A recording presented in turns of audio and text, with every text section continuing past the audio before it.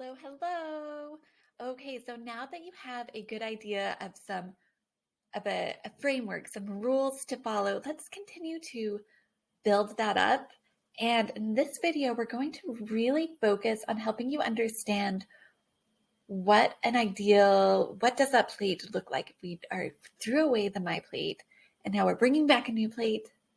Well, what is on it? And then after we get the proportions and that kind of figured out in this video, the next video will help you find actual foods you can fill up that plate with that will be so healthy and so rewarding and enjoyable to eat. So I am so glad you're here so that you can feel confident that your food choices are creating health for you.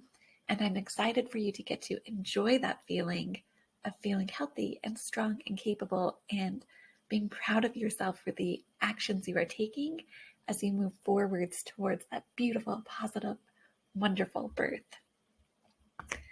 So in the first video, the last video, we had that my plate that was kind of broken up into those 4 sections. And we are going to kind of keep that plate method. We're going to look at the plate. This is taught by Lily Nicole. She is probably the greatest advocate for women's nutritional health there is and has done more research than basically anybody at this point. And it's a great way to plan out your meals without having to feel overwhelmed or stressed or feeling like you have to measure out all your portions exactly. So you can just visualize and know and trust that as you're making pretty good decisions, all of those stack up. So even though sometimes it feels like, oh my God, I have to count this and I have to do that, you can let that feeling go and just sink into the generalities here. So you want to make about half of your plate non-starchy vegetables. This is your spinach, kale, asparagus, Brussels sprouts, mushrooms. There are so many good vegetables here. You guys, instead of half your plate fruits and vegetables, half your plate vegetables, right? You want another quarter of your plate, your protein and your fat. These typically go together, right? Like if you're eating nuts for your protein, well, those have a lot of fat in them. Same with most animal meats have fat and protein. Cheese, same thing. Greek yogurt, same thing. Your fats and your protein are going to make up about a quarter of what you eat. And then your carbohydrates, not your white carbs, those go into your candy pile. I was so sad when I learned that my Lucky Charms were officially 100% candy and not something I could count as like, oh, at least it was semi-decent. But that's okay. I'm sure we all have things that fall in that category, right? But for the last quarter of your plate, your not refined carbs, that's your full fat yogurt, your fruits, your berries, your sweet potatoes, oatmeal, chia seeds, things that are really super, super healthy like that, or your starchy vegetables. So in this picture, the carrots. There are literally millions of ways you can fill up this plate with good, nourishing food and have it meet more or less these guidelines. Or as you think about your food throughout the day, more or less these guidelines, right? All right, so half of your plate vegetables. If we're talking about like, okay, now I kind of want to spend a couple weeks really measuring where I'm at or trying to have goals that I can reach to. Fruits and vegetables, especially vegetables, are your best friend. There was a great book that came out a while ago called The Culprit and the Cure, and it looked through every single study on nutrition and how that affected diet. And at the end of the book, he said, you know, there's lots of diets that kind of work or that help with this or help with that. But at the end of the day, your fruits and vegetables are what matter the most. He came up with this kind of funny little rhyme, which was 5 a day to stay alive, 7 is better, but 9 is divine. So if you are trying to count servings, which you do not have to do, but maybe might be beneficial for a week or two, a half cup serving of fruit or vegetables, try to get to 9 of those, with keeping in mind that you want to lean more heavily toward the vegetables. And fruits are amazing too as your carbohydrates, right? All right, so 1/2 of your plate of vegetables. Not too difficult to say, a little bit more difficult to do. Next, that 1/4 of your plate, protein and fats. Now, many people still believe that it's really important to eat as lean as possible. But I know I've said this a few times, and I will say it again.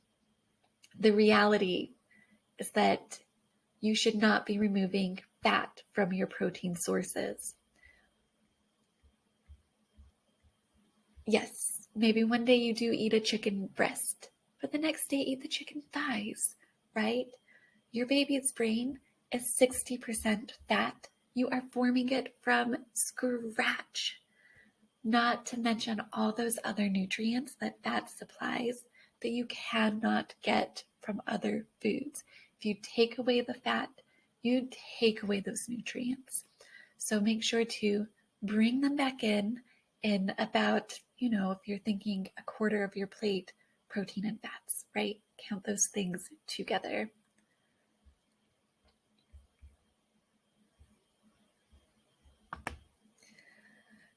So why should you eat fatty protein? Well, we talked a little bit about what you miss, but look at this. Vitamin A, fat soluble, right? You're not going to get this if you get rid of all of your fat. Your baby needs it for their lungs, their kidneys, their heart, their eyes, and their other organs. Vitamin K plays such an important role in blood clotting. You guys, there's tons of vitamin K in whole milk. And currently, hemorrhaging, not being able to clot after giving birth, is an epidemic in our society. So switch, add some vitamin K, add that whole food vitamin K in the form of eating fatty protein. Same vitamin D, another fat-soluble vitamin. If you don't have vitamin D, you're more likely to have a baby with a low birth weight, low calcium levels, and poor growth after birth. So if you think about okay, your food is nourishing your baby, they need these, right? Give yourself permission to enjoy the whole egg as much as you can. Now, this is something that is quite surprising to a lot of people, is how much protein do you actually need? Well, that 1/4 of a plate, you are trying to get to 80 grams of protein in the first half of pregnancy and between 80 to 100 grams of protein the second half of pregnancy. Now, if you have a higher BMI or if you are very physically active, you may actually need even more than this. I know it sounds like a lot, 100 grams of protein. Yeah, it is something you have to focus on, right? In your resource packet, the worksheets that go with this, there is a how much protein is that guide. So you can look and see, well, okay, I had 2 tablespoons of peanut butter. How much protein is that? I had 1 egg. How much protein is that? That way, if you do want to track this for a few weeks, which I highly, highly, highly recommend, so you can get a baseline for how much you're getting, you can easily track that. And make sure, please, include the fats in your protein. I can't say that enough because it is so, so, so important. Next, let's talk about your carbohydrates. Are they your best friend or worst enemy, right? I think that garlic bread is my worst enemy because I love it so much. But that's okay.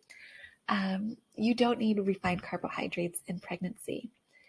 If you like whole foods or whole grain breads, okay, you can include those if you want, but you don't need to.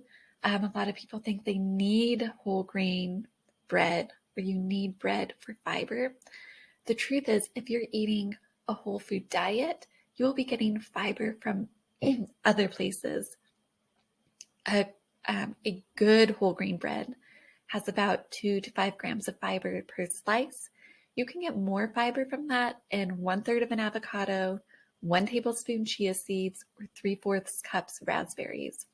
So if you're thinking about like, okay, I'm trying to get the most variety in my diet possible. I'm trying to get the most micronutrients. I'm trying to get as many foods with as many different little teeny bits of nutrients as I can to build this whole picture. Then, yeah, try to kind of eat fruit instead of bread if you can. Or, again, like yogurt is a great carbohydrate instead of bread, like a full fat yogurt. Next, eat to comfort. Some of you, if you are managing like gestational diabetes, you might need to get rid of all your carbs or most of your carbs. And some women, you might find like, yeah, you're fine. You should eat to comfort. If you are crashing after meals, look back and see if you ate a lot of carbs, and if you can try to not eat as many carbs next time and see if that makes a difference. Especially refined carbs like bread, oatmeal, rice. Those things are most likely to make you crash. Now, as a guarantee, if you switch a serving of grains with vegetables or other meat or fish, you are pretty much guaranteed to get more B vitamins, iron, magnesium, zinc, and calcium than you would if you eat grains. Now, for me, this looks like instead of, if I have some pork, I used to make like a sandwich with it. Now what I do is I take that pork and I stick it on a sweet potato. It's delicious. It's even more delicious, and it takes no extra effort, right?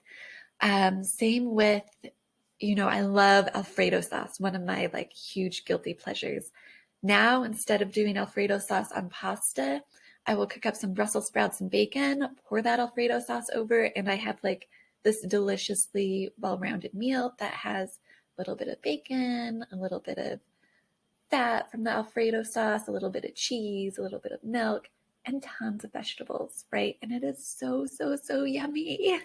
So if you're a little bit creative with how you approach your meals, if you make a few swaps, I guarantee you will get so much more nutrition, and you'll be eating tastier food in general. So that's like a win-win, double win.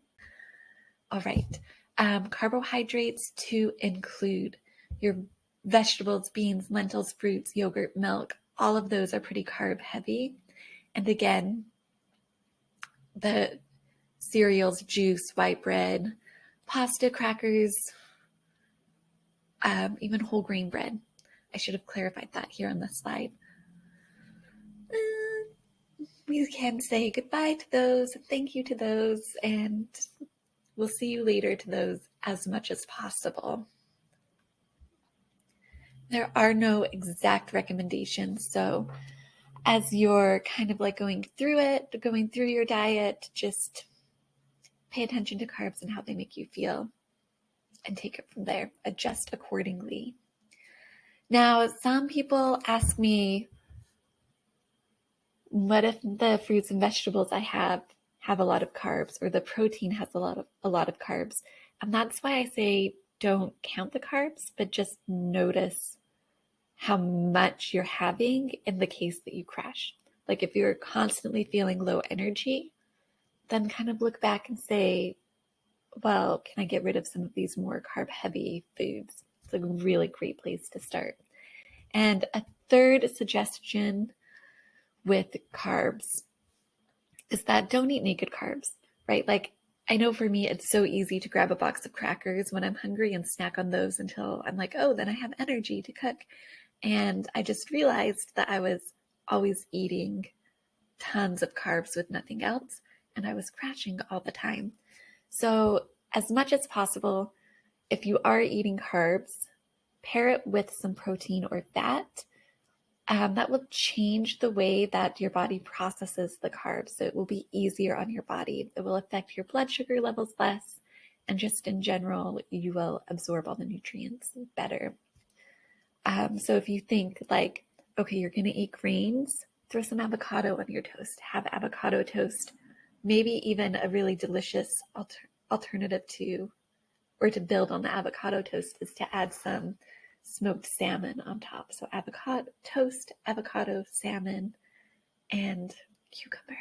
It's amazing, you guys. It's so delicious, and it's like 2 seconds to make. So if you are going to have carbs, just pair up the meal, pair up the carb with some other things, and make yourself something truly delicious instead of easy.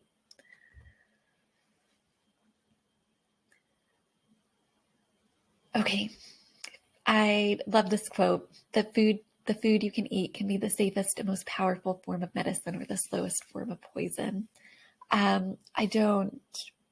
We talked about earlier how there are things out of your control, and I don't want to undermine that, because I know that it is difficult when you try to do everything right and sometimes things don't go your way.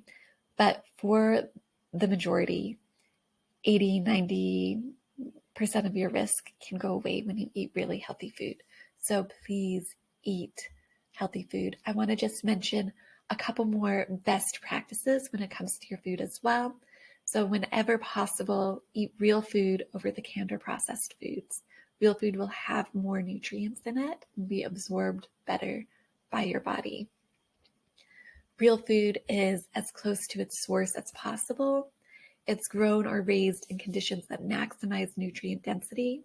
For example, beef from grass-fed cows contains 2 to 4-fold more omega-3 fats and 7-fold more beta-carotene and twice the levels of vitamin E compared to the grain-fed cows. So if it's in your budget, if it's a possibility, choose the grass-fed and pasture-raised animals products. You will also reduce your exposure to toxins and antibiotics and pesticides, which lowers your exposure as well. So if you can, eat from organic, pasture-raised, but again, do not stress like if that's out of your budget or if that's not available where you are. Conventionally raised meats, they still have quite a bit of nutritional value, and they will be a lot more nutritious to you than processed foods. Same with fresh vegetables in season and eaten soon after harvest will have more nutritional value than, say, a strawberry in December that was shipped from the other side of the world. Yes, that strawberry is good if that's what's available to you, and you're like, I don't even like any of the fruit that's available in December.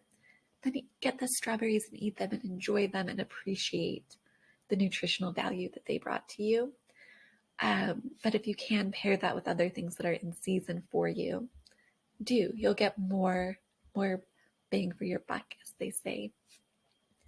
And the last little tip is, if you can avoid foods where the food labels really read like a list of chemicals, if there are words that say like a 5th grader couldn't really read on the label, then as much as possible, just pass. Now, at this point, you really know the basics of what to eat, how to eat. You have a new lens to evaluate if a food is good for you or not. So in the next video, we're going to dive into some superfoods for pregnancy. Now that you have some guidelines on what type of plate you're trying to create, we'll give you some really good foods to stick on that plate and to really enjoy. So we'll see you in that video, and I can't wait for you to fall in love with some new foods.